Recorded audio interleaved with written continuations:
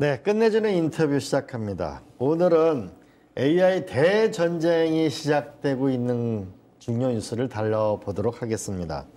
오픈 AI가 코드 레드를 선언했습니다. 구글의 반격, 엔비디아의 흔들림, 나아가 클라우드 전쟁까지 복잡한 내용을 다뤄보도록 하겠습니다. 네, 이 분야에서 가장 설명을 잘해주시는 우리 덕후 총괄 에디터님 강정수 박사님 나오셨습니다. 어서 오세요. 네, 안녕하세요. 반갑습니다. 최근 샘 올트먼이 내부적으로 코드 레더를 선언했다고 하는데요. 이게 일반적인 군사 용어나 경제학 용어로 보면 뭔가 심각한 일이 빨간색 적색 경보. 적색 경보 뭔가 심각한 일이 있는 것 같은데 박사님 이게 무슨 일이 벌어진 거죠? 우선 여러분들 아시는 것처럼 이제 구글에서 제미나이 3.0을 발표를 하면서 처음으로 다양한 시험 테스트에서 흔히 말하는 벤치마크라고 하는데요. 그곳에서 처음으로 오픈 AI 챗GPT를 제꼈습니다. 그러다 보니까 사람들도 대단한 걸 이런 부분들이 이제 있었던 거고요. 또 지금 아직 공식 확인은 안 되고 있지만 내부적으로 볼 때 챗GPT의 트래픽이 좀 빠지면서 오히려 제미나이는 성장하고 있다 보니 이렇게 됐을 경우에는 오픈 AI가 위험할 수 있다는 판단을 한 것 같아요. 왜냐하면 여러분 올해 약 130억 달러 정도의 매출을 낼 거라고 보고 있습니다. 약 100억 달러의 적자를 낼 거라고 오픈 AI는 보고 있어요. 130억 달러의 매출에 100억 달러의 적자. 네, 근데 이제 이용자보다 중요한 건 투자자인데요. 네. 앞으로 오픈 AI가 대출 받아야 될 돈이 1조 달러가 넘거든요. 1조 달러? 네. 예. 그러니까 이렇게 설비 투자에만 지금 1조 달러를 넘게 쓰려고 하니까 근데 달러를 빼고서 우리가 중소기업에서 매출이 1년 매출이 140억 나오는데 은행 가서 1조 원 빌려달라 그러면 은행에서 쫓아내죠. 그러니까 그러기 위해서는 정말 최고의 제품을 가지고 있다는 걸 보여줘야 한다는 절박감이 있었기 때문에 사실 지금 오픈 AI 하고 있었던 거는 광고 플랫폼도 만들고 있었고 AI 커머스도 만들고 있었고 링크드인이나 리멤버를 공격하는 서비스도 만들고 있었고 다양하게 이제는 대중 서비스로서 이 확대전을 하고 있었는데 역량을 잠깐 멈추고 다 들어와서 그리고 재택근무하는 사람들 다 회사로 출근해서 우리 한번 제미나이를 꺾어보는 방법을 연구해보자. 왜냐하면 투자자들한테는 우리가 이용자를 많이 구하는 것도 중요하지만 우리가 최고의 서비스를 만드는 것이 중요하다. 이런 식의 어떤 전략 판단을 한 것 같습니다. 그래서 코드 레드를 발동했는데 이것이 정말 얼마나 많은 데자뷰가 있냐면요. 3년 전에 챗GPT가 서비스를 시작했잖아요. 네. 서비스 시작하고 나서 2주일 있다가 구글에서 코드 레드를 발동했었습니다. 아하. 딱 3년 전에 구글이 코드 레드를 발표해서 비상이다. 네, 그래서 창업자인 레리 페이지도 출근하고 세브레이긴 브레인인가요? 이 사람도 출근을 해서 재택근무 끝이야. 빨리 다 사무실로 와. 창업자도 와서 CEO가 부른 거예요. 나 혼자서 이게 될 일이 아니다. 그래서 구글이 딱 3년 전에 코드 레드를 발동한 다음에 했는데도 잘 안 되긴 했었거든요. 그런데 드디어 3년 만에 구글이 역전을 한 거죠. 그리고 또 보셔야 될 것은 오픈 AI를 왜 만들었냐. 2015년에 일론 머스크하고 샘 알트만이 공동 창업했던 이유는 구글이 세상을 지배해서는 안 된다요. 그렇죠. 거대 기업이 데이터를 많이 가지고 있는 그리고 돈도 많은 이 구글이 혼자서 AI 세상을 지배하면 안 된다. 바로 알파고 나오지 않느냐. 이런 걸 보면서 대항하기 위해서 오픈 AI라는 걸 만들었던 거죠. 널리 세상을 이렇게 쓰겠다 하면서. 하긴 또 그 전에 보면 또 알파고가 있었네요. 네, 그러니까 이 치고받고 하는 게임에서 코드 레드가 이번에 두 번째인데 처음에는 구글이 했다가 구글이 드디어 공룡의 모습을 보여줬다라고 볼 수가 있기 때문에 대단히 이번에 코드 레드는 역사적으로도 재미있는 스토리가 있다라고 볼 수가 있습니다. 저는 이 질문을 좀 먼저 드리고 싶은데 저도 챗GPT만 거의 뭐 하루에 2시간씩 쓰다가 요즘 제미나이들이 얘기를 너무 많이 해가지고 다운을 받았어요. 그런데 저는 뭐 논문 분석이나 이런 뭐 국제정치 이쪽이어서 그런지 막 엄청난 감동까지는 모르겠는데 대체 이 제미나이3가 어떤 모델이길래 이렇게까지 주목을 받는 건가요? 우선은 저는 말씀하셨던 것에 전적으로 동의를 하는데요. 우선은 제미나이3가 뭐 대단한 건 아니고 사실은 코딩과 관련해서는 아직까지도 그 엔트로피기에서 만드는 클로드가 더 좋습니다. 더 좋고 사실은 또 제미나이3 만든 다음에 그 클로드에서도 소넷 4.5를 업데이트를 했었는데 이것도 훨씬 좋다고 평가를 받아요. 그래서 B2B 기업들 그리고 개발자들은 여전히 클로드를 쓰고 있고요. 제미나이 같은 경우에는 사람들이 이게 이제 좋은 평가를 받고 있는 거고 특히 나노바나나가 그 이미지를 만드는 솔루션 이름이 나노바나나인데 이것이 되게 사랑을 받는데요. 달라진 거는요. 엄청 빨라졌어요. 속도가 예를 들면은 챗GPT한테 물어서 특히 띵킹이라든지 딥 리서치를 시키면은 되게 오래 걸립니다. 좀 답답한 게 있어요. 답답한 게 있는 것이 뭐냐면 돈이 없어서 그 많은 돈을 씀에도 불구하고 이 답을 할 때 흔히 말하는 추론 과정에서 엄청난 GPU가 필요한데 이걸 넉넉하게 공급을 못 하다 보니 오픈 AI는 좀 느린 거고 구글은 엄청 빨라진 거예요. 예. 물론 여기에 TPU도 있고 나름대로 알고리즘이라든지 로직도 발전했겠지만 되게 빠르니까 시원시원하다고 느끼는 건데요. 사실은 근데 이것이 좀 착시 현상이 있습니다. 여러분 이 AI에 관심이 많은 개발자들이나 얼리 어댑터들은 네. 제미나이 좋아졌어 막 이러고 있는데요. 네. 저희 어머니도 챗GPT 쓰시는데 아무런 문제를 못 느끼고 있거든요. 네. 이미 8억 명의 대중들에게는 쉽게 얘기해서 제네시스 G80하고 G90의 차이를 잘 모르세요. 아, 그렇죠. 네. 중요하지 않습니다. 네, 네. 지금 G80을 갖다가 챗GPT가 끌고 있었는데 구글 제미나이가 G90 끌고 나온 거예요. 근데 이걸 디테일한 미묘한 차이를 아는 사람들은 차이가 느끼거든요. 차가 크고 예. 또 안정감이 있고. 근데 소나타 사는 사람에게는 나는 소나타로도 충분하고 네. 다 한데 뭘 그걸 갖고 싸우지? 이해가 안 되는 부분에 있어서 정말 착시 효과가 있을 수 있다는 건 여러분들이 보셔야 됩니다. 사용자들마다 네, 사용자들 관점에서는 이거 있다고 해서 우르르 옮기지 않아요. 여기가 질문 약간 옆으로 세보겠는데요. 네. 이 생성형 AI하고 멀티모달 AI하고 이런 부분에서의 진화 과정으로 보면 제미나이 3하고 오픈 AI는 어떻게 봐야 되나요? 그러니까 큰 차이가 안 나요. 둘 다 큰 의미로서는 이제 거대 언어 모델이라고 하는 겁니다. 예. 거대 언어 모델을 가지고서 다음에 나올 토큰이라고도 얘기하지만 다음에 나올 텍스트를 이 통계적으로 추측하는 거거든요. 예측하면서 그걸 뿌려주는 거거든요. 여기에 가장 적합한 예를 강정수다면은 뭘 뿌려줄까 맥락을 보면서 계속해서 만들어주는 건데요. 네. 이미지도 그렇고 우리가 말하는 멀티모달도요. 다 예측하는 거예요. 다음 이미지를, 다음 영상을, 다음 목소리를 예측하는 거거든요. 그렇기 때문에 사실은 거대 언어 모델이라는 뿌리에서 이거를 전체적으로 생성 AI라고 얘기를 하는 거고 뭔가를 제너레이션 하니까요. 다음 모델, 다음 토큰을, 다음 단어를, 다음 이미지를, 다음 보이스를. 그래서 이것이 진화하는 과정 속에서 능력이 좋아지면 얘가 파라미터가 좋아지면 멀티모달도 하는 거예요. 그래서 멀티모달도 같은 거고 다만 다른 거는 피지컬 AI는 다른 겁니다. 알겠습니다. 그다음에 또 하나가 이제 AI 칩 전쟁.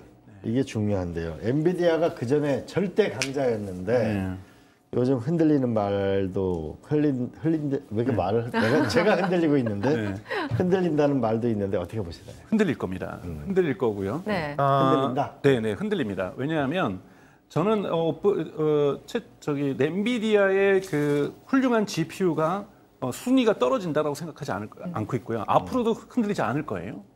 근데 엔비디아의 가장 큰 단점은 뭐냐면 지금까지 영업이익률이 또는 총 매출이익률이 약 70% 전후라고 네, 우리가 얘기할 수 있어요. 그럼 가격을 70% 더 받고 있다는 얘기잖아요. 거꾸로 얘기하면 그렇군요. 그렇죠. 네. 그럼 구글이 TPU를 갖다가 처음에는 인하우스만 쓰다가 처음으로 앤서픽하고 메타에 팔기 시작한다는 거고 그것도 2027년부터예요. 예. 시장에 지금 내년에는 아무런 영향이 없어요. 근데 2027년부터 팔 때 우리 엔비디아 저렇게 70% 올리는 거 문제 있네. 우리 30%만 얹을게요. 이러면 메타가 예를 들면 여러분 구글도 엔비디아의 GPU를 쓰고 있어요. TPU가 있더라도. 예. 결코 TPU만 쓸 수는 없어요. 왜냐하면 이 범용성 있는 엔비디아는 범용성이 있기 때문에 유연합니다. 데이터가 여러 종류 거를 할 수가 있는데 TPU는 목적형이기 때문에 맞춤형이라 그러잖아요.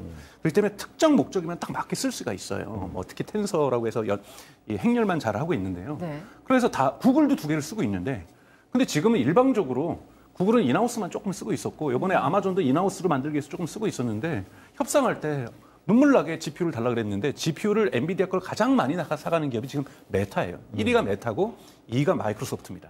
근데 이쪽에서 얘기하는 거죠. 우리 TPU도 좀 쓸 테니까 네. 가격 좀 깎자. 아니면 우리 TPU 더 산다. 이렇게 얘기 나오면 네. 당연히 깎아줄 수밖에 없는 가격 하락의 압박이 생기는 거고 이것은 영업이익률이 떨어질 수 있습니다. 네. 매출은 계속해서 AI 시장이 커지기 때문에 정말로 데이터 센터는 계속해서 더 짓기 때문에 엔비디아의 매출은 절대 떨어지지 않을 거예요. 하지만 영업이익률은 떨어질 가능성이 있다는 거죠. 근데 우리가 주식을 평가할 때 많은 투자자들이 불안해하는 것은 영업이익률이 떨어져? 이 부분이 불안한 거죠. 제가 여기 들어오기 전에 챗 GPT한테 물어봤어요. 요즘 제미나이 3가 이렇게 역습을 한다는데 그럼 오픈 AI는 어떻게 되는 거야? 오픈 AI와 엔비디아의 갑을 관계는 어때? 그리고 TSMC는 왜 나오는 거야? 했더니 막 쭉 설명을 하더라고요. 네, 갑을 관계로 말하긴 좀 하지만 상호 보완적인 관계고 의존적인 관계 블라블라 이렇게 얘기를 하던데 최근에 이 TSMC까지 얘기가 나오는데 그 맥락을 좀 설명해 주시면 어떨까요? 우선은 거꾸로부터 들어가겠습니다. 네. TSMC가 중요하고 사실 TPU가 나온다고 해서 내년부터 지각 변동이 있을 거라고 얘기를 하는데요. 구글도 계약을 한 게 2027년부터잖아요. 메타하고 계약한 게 27년부터. 27년부터. 네, 그러면 2026년 아닌 것이 뭐냐면 내년 거는요. TSMC가 생산 계획을 다 짜놨어요. TSMC가 TPU도 생산합니다. 그리고 모든 지금은 AI 칩은 TSMC가 생산한단 말이에요. 그렇죠. 삼성이 지금 못 생산하고 있잖아요. 그렇죠. 그럼 TSMC는 내년 거를 이미 다 받아놓은 거예요, 물량을. 그러면 TSMC가 그리고 또 지금 현재로서는 2027년은 왜 구글이 할 거라고 보냐면 2027년부터 미국에 있는 TSMC 공장이 가동을 시작합니다. 네. 그리고 일본에 있는 공장이 내년 하반기부터 가동을 시작해요. 나고야인가요? 네, 그러면 이 두 개가 가동을 해야 여유가 생기는 거잖아요. 지금은 엔비디아 거도 생산하기도 어렵고 엔비디아가 이미 침 다 발라놓은 거예요. 쉽게 얘기해서 내년까지는 우리 것만 생산해야 돼라고 발라놨으니 TSMC가 구글에게 우리 그거 생산할 여력이 없는데요. 애리조나 공장 좀 가동시키려고 하니까 트럼프 대통령한테 뭘 좀 얘기 좀 해주세요. 뭔가 딜을 하면은 이걸 풀어줘야 되는 겁니다. 그래서 지금의 모든 병목은 TSMC가 지고 있다라는 거고요. 그리고 절대 이 오픈 AI가 망하는 일은 없습니다. 지금 8억 명이나 가지고 있다는 건 엄청난 거고요. 예를 들면 엔비디아는 위험할 수 있어요. 엔비디아가 또 가지고 있는 가장 큰 장점 중에 하나는 중요한 퍼포먼스가 있는 거고 또 아까 말씀 칩이 갖고 있는 유연성이 있습니다. 특정 목적만이 아니라 다양한 예를 들면 피지컬 AI도 쓸 수 있고 다 쓸 수가 있거든요. 피지컬 AI TPU는 못 써요. 그러니까 이런 부분이 있다라는 거죠. 그리고 세 번째가 쿠다라고 해서 이 소프트웨어 생태계를 400만 명이 쓰고 있어요. 그런데 이건 약할 수 있어요. 400만 명이 쓰고 있다고 해서 사람들이 쿠다 그러지만 전체 엔비디아의 GPU의 약 50%를 미국의 5개 기업이 가져가고 있습니다. 마이크로소프트, 메타, 그다음에 아마존, 구글, 그다음에 오라클까지. 이들이 50%를 장악하고 있어요. 그러면 50% 있는 CEO가 힘들지만 바꿔. 내가 돈 더 줄게, 개발자들 더 뽑아. 왜냐하면 그렇게 해서 마진율을 가격을만 깎아낼 수 있으면, 협상력만 높일 수 있으면, 야, 쿠다 쓰지 말고 TPU 쓰는데 좀 어렵지? 개발자 더 붙여. 이거는 CEO 5명만 결정하면은 이 회사는 붕괴될 수 있는 거예요. 그런데 오픈 AI 챗GPT는 8억 명이 결심한다? 그것도 한꺼번에? 이런 일 없어요. 저희 어머니 뭘로 설득할 거예요? 이거 설득이 안 되는 거예요. 그렇기 때문에 이거는 시장에서 소비자를 장악하고 있는 건 강력한 힘입니다.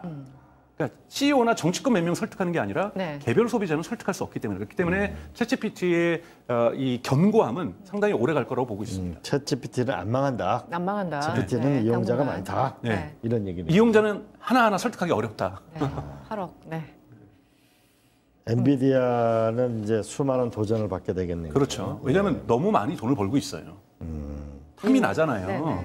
저희는 만두 가게 하는데 옆에 짜장면집 보는데 막 줄이 막 2시간씩 서 있고 우리는 팔이 날리고 있으면 주방장한테 해서 우리 메뉴 만두 대신에 짜장면 바꾸자. 이건 인지상정이고 자본주의의 저는 속성이라고 보는 거죠. 그런 부분에서 엔비디아가 아무리 맛있는 짜장면을 만들더라도 옆에서 치고받고 공격할 거라는 겁니다. 그러면 이 AI 칩은 TSMC가 다 만들잖아요. 근데 삼성전자와 하이닉스, 한국이 AI 칩을 만들어내려면 어떻게 해야 되는 겁니까? 그것이 테슬라가 준 기회죠, 삼성전자에게. 왜냐하면 나노 공정에 있어서 삼성이 지금 힘들어하는 건 5나노나 7나노는 잘하거든요.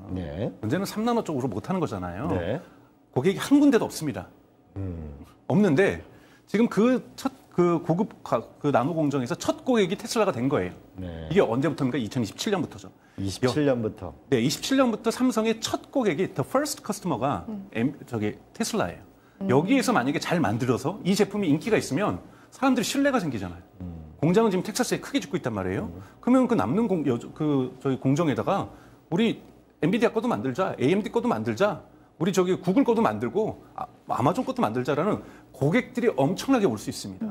첫 고객에서 성공을 해줘야 나머지 고객들이 보장되는 거죠. 그렇기 때문에 삼성의 파운드리 부분에서 TSMC하고 경쟁하기 위해서는 2027년 테슬라하고 만드는 AI6 칩이 성공해야만 합니다. 지금 그 박사님 말씀 듣다 보니까 계속 27년이 언급돼요. 27년에 뭔가 엄청난 변화가 있을 것 같기도 하고 27년은 뭔가 이렇게 분기점이 될까요? 이 업계에서. 26년이 내년도 중요합니다. 내년이 AI 버블이 터진다면 내년에 터질 거예요. 터진 가능성 얼마나 보고 계세요? 저는 그래도 적진 않은데 20-30%는 있다고 봐요. 그래요? 높은 거 아니에요? 당연히 지금 버블이 껴있으니까 내년에 터질 가능성이 왜냐하면 올해는 불안한 거죠. AI 거품론에 대해. 근데 내년에 오픈 AI라든지 제미나이가 돈을 못 벌기 시작하면 지금 어마어마한 돈이 들어갔잖아요. 그렇죠. 자율주행으로 웨이모로 돈 벌겠다? 이거는 택도 없는 일이에요. 언젠가는 더 큰 돈 벌겠지만 투자자들은 이렇게 2-3년 동안 돈 들였으면 내년 정도부터는 돈 좀 벌어달라는 거예요. 그럼 AI의 매출이 생겼다라는 걸 입증해야 되는 것이 내년입니다. 그리고 내년에 또 오픈 AI가 상장할 수도 있거든요. 네. 상장인데 주가가 막 떨어진다든지 또 엔스로픽 지금 클로드 만든 것도 내년에 상장 준비를 하고 있어요. 근데 떨어진다든지 할 수 있는 것이 오픈 AI는 상장하면 상장 가격이 1조 달러가 될 거라고 보고 있어요. 인류 최초입니다. 근데 과연 아무리 미국 증시라도 유동성이 1조 달러를 신규 IPO 한 기업을 거래할 만한 유동성이 존재하는가? 여기에 대해서 많은 사람들이 회의를 하거든요. 그래, 안 그러면 사람들 다 오픈 AI 들어갔더니 자꾸 막 옆으로만 가고 있고 상승을 안 한다? 네. 그럼 되게 불안해할 거 아니에요. 근데 상승하려면 1조 달러 이상의 거래량이 있어야 되는 거잖아요. 그러니까 엄청나게 부분에서 내년에 제일 중요하고 만약에 되면 내년에 터지지 않으면 2027년보다는 대단히 가속화될 겁니다. 이 가속화가 예를 들자면 구체적으로 옵티머스도 내년까지는 인하우스에서 사용하는 내부적으로 테슬라가 사용하겠지만 2027년부터는 판매를 시작한다는 거고 그리고 자율주행 같은 경우는 로보택시도 2017년 되면 엄청나게 가속도를 갖게 될 거고 한국도 이렇게 구멍이 뚫릴지 몰랐잖아요. 그 1500대 모델 S하고 모델 X에서 FS 되니까 한국 여론이 완전히 바뀌면서 때마침 현대전자도 AI 대표가 그만둔다든지 어젯밤에 사임하는 이런 일들이 발생하고 있고요. 그래서 내년도에는 테슬라 같은 경우에도 결정적으로 아마 테슬라 역사에서 가장 중요한 해가 될 겁니다. 왜냐하면 내년에 로보택시 성공 못하면은 문 닫아야죠. 그럴 일은 없겠지만, 그러니까 이런 식의 것들이 되면 2027년은 되게 꼽힐 가능성이 높다. 그때부터는 본격적으로 AI 경제로 세계 경제가 진입할 가능성이 높다고 보고 있습니다. 여러분 시청자 여러분 여기서 우리가 하나 중요한 걸 팁을 하나 얻었는데요.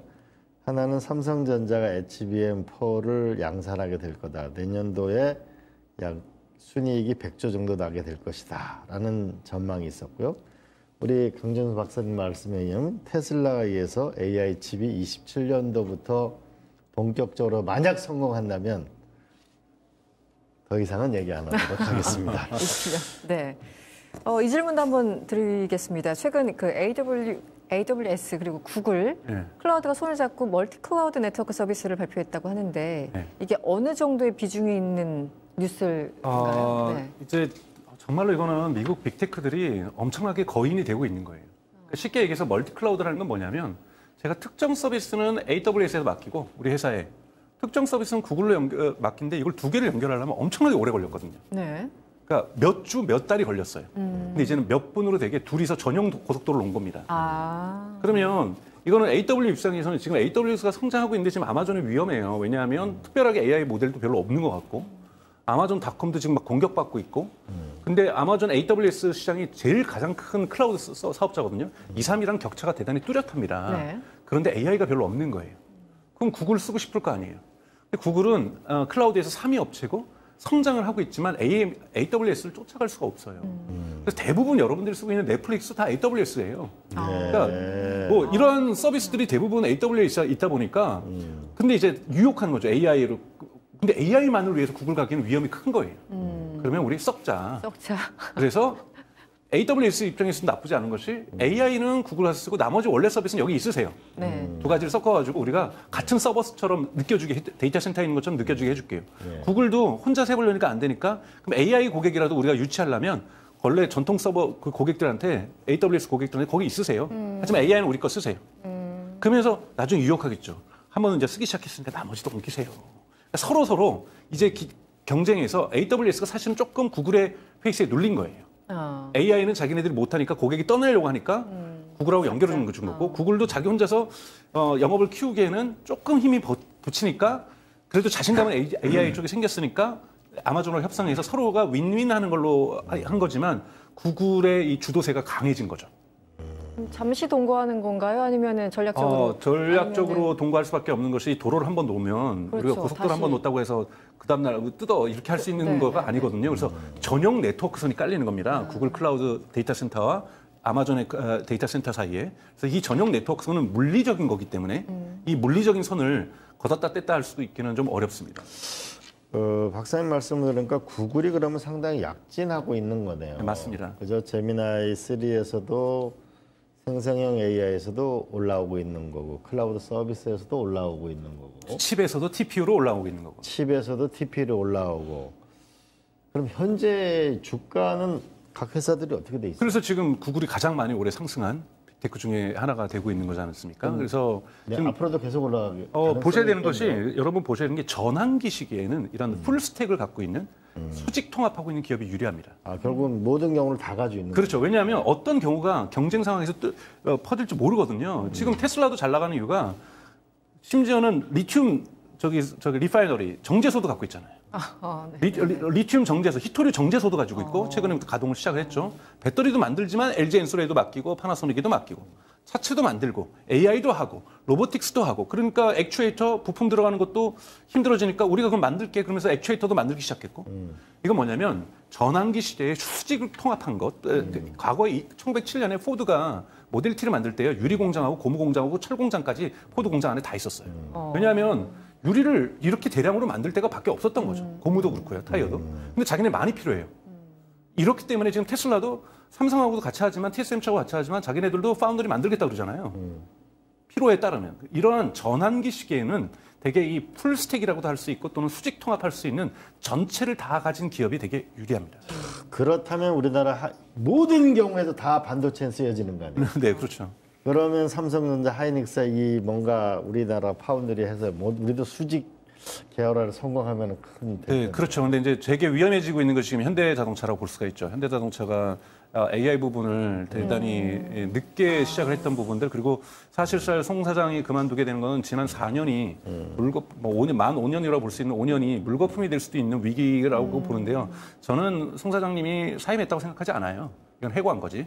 다만 이제 겉으로 그렇게 사임이라고 표현을 한 거고 네. 그렇다면 플랜 B가 있을 거라고 생각이 들고 플랜 B를 오랫동안 준비했으니까 마침 12월에 임원 재편식이니까 바꾼 건데 마침 11월부터 테슬라의 FSD가 들어오다 보니까 어제 한국의 방송이나 언론에서는 테슬라 때문에 그만뒀다라고 얘기 나오지만 저는 그렇게 보지는 않고요. 네. 뭔가 계획은 있겠지만 정말로 어떤 뚜렷한 계획이 있을지는 좀 지켜볼 필요가 있는데 지금 이미 뚫렸기 때문에 자율주행에 대한 국민적인 수요는 또 희망사항은 지금 최고조라고 저는 생각이 듭니다. 알겠습니다. 자, 마지막 질문을 드려보겠습니다. 결국은 그 AI 시대라는 게 생성형 AI, 네. 멀티모달 AI, 네. 에이전트 AI, 네. 그다음에 피지컬 AI 그렇게 진화하고 있죠. 이런 단계로 진화해 나간다고 하는데 네. 좀 팁을 주세요. 이런 단계별로 가장 유력한 세계적인 회사는 뭐고 한국 회사는 뭔가요? 그러니까 말씀하셨던 피지컬 AI 빼고는요 다 거대 언어 모델에서 나오는 겁니다. 피지컬 AI는 다음 단계로 가지만 다른 모델이에요. 그것이 이제 월드 모델이라는 거고 월드 모델을 가지고 우리가 GPT를 이용해서 챗GPT가 나왔던 것처럼 거대 언어 모델을 이용해서 챗GPT 제미나이가 나왔던 것처럼 월드 모델을 이용해서 나온 서비스가 피지컬 AI예요. 그런데 이거는 아직까지 시장 단계가 아닙니다. 여러분들이 마치 이건 제품이 나온 것처럼 생각하시는데 다 R&D 단계예요. 왜냐하면 언어 모델은 예측을 할 때 실수할 수 있어요. 세종다양이 잘못 튀어나올 수도 있고 갑툭튀로. 네. 그래도 얘가 실수했네. 손가락이 막 6개가 나와도 실수했네. 고쳐야 되겠네. 그러는데 로봇이 행동할 때 실수로 좌회전해야 되는데 우회전한다든지 그리고 뭐 떨어져 있는 걸 주는데 저도 죽고 있는데 걔도 같이 죽다가 저랑 머리 부닥친다든지 그러더라고. 바로 안전사고예요. 그래서 피지컬 A는 오류를 인정하지 않습니다. 그래서 시장이 나오는데 대단히 오래 걸릴 거고요. 사실은 LLM은 미국과 중국이 석권했다고 해도 사실은 우리가 부정할 수 없어요. 여기에 프랑스가 쫓아오고 있는 거고 한국은 좀 뒤늦게 이제 시작을 하고 있는 거라서 그 격차는 지금 느끼시겠지만 점점 벌어지고 있거든요. 시간 차이로. 어디에 우리가 승부를 걸어야 합니까? 피지컬 A는 대단히 유력합니다. 그래서 유력하다. 피지컬 A는 왜냐하면 지금 그런데 아무도 시장에서 내놓고 있지 않으니까요. 그러니 저희도 달려가야 되는데 이것이 쉽게 얘기해서 로봇의 앞으로 휴머노id 로봇의 뇌거든요. 네, 브레인. 네. 머리를 근데 우리가 그 브레인 쪽으로 지금 투자를 하고 있느냐? 지금 처음으로 현대가 투자하려고 하는 거예요. 근데 이것이 정책 당국에서 제가 보기에는 감을 못 잡고 있다고 저는 보고 있어요. 지금 차라리 LLM은 기초로 가고 한번 그럼 미래에서 승부수를 띄워보자 이런 것도 해야 되는데 이런 부분에서 LLM은 너네가 미국하고 중국하고 하고 우리가 미래로 투자하겠다 이렇게? 뭐 이런 방법도 생각해 볼 수가 있고요. 그래서 LLM 부분만 집착하는 것이 아니라 피지컬 AI에 대한 국가 전략도 저는 필요하다고 보고 있습니다. 박사님은 지금 그러니까 피지컬 AI에 대해서 너무 조금 관심도가 떨어진다. 지금 관심도 정부에서. 떨어지죠. 왜냐하면 휴머노이드 로봇 하면서 저는 로봇 되게 중요해요. 부품을 만들고 산단 만들고 네. 그래서 우리가 여기에서 이 지정학적 갈등 속에서 한국이 부품이나 뭐 액추에이터 만들고 모터 만드는 것도 되게 중요한데 네. 결국은 브레인도 중요하잖아요. 근데 브레인 만드는 것을 지금 사실상 현대자동차가 하겠다라는 것이 지금 첫 번째라고 볼 수가 있는 거거든요. 알겠습니다. 그런 부분들은 좀 고민할 필요가 있다고 보고 있습니다. 네, AI 경쟁은 점점 더 치열해지고 있습니다. 우리가 AI 경쟁에서 승자가 될 수 있도록 더 박차를 가해야 되겠습니다. 네, 오늘 강정수 박사님과 오픈AI, 구글, 엔비디아, TSMC, 뭐 클라우드까지 AI 산업 전체판을 30분 안에 그려봤습니다. 네, 오늘 귀한 말씀 고맙습니다. 네, 고맙습니다. 미국에서 흥미로운 실험이 있었습니다. 트럼프 계좌라고 불리는 새로운 제도인데요. 2025년부터 2028년까지 태어나는 모든 아이에게 미국 정부가 $1,000의 종잣돈을 넣어준답니다. 그리고 부모나 고용주는 소득과 상관없이 아이 명의로 연간 $5,000까지 적립할 수 있도록 한답니다. 이 돈은 S&P 500 같은 미국 대표 지수 펀드에 투자된다고 합니다. 그런데 더욱 놀라운 일이 하나 생겼습니다. 바로 델 컴퓨터 창업자 부부가 아이에 대한 투자가 중요하다라면서 2,500만 명의 아이들에게 $250씩 총 $62억 5천 기부했습니다. 10조 원을 기부했습니다. 이제 우리도 한국도 미래로 나아가려면 태어나면 아이에게 국가 펀드를 두고 이걸 운용해서 20살 정도 되게 되면 우리가 스스로 살아갈 수 있는 작은 도전 자금을 마련하는 그런 좀 새로운 시대를 열었으면 좋겠습니다. 그러면 국가도 성장하고 도전하는 젊은이가 나올 수 있으니까요. 오늘은 여기서 마치겠습니다. 고맙습니다.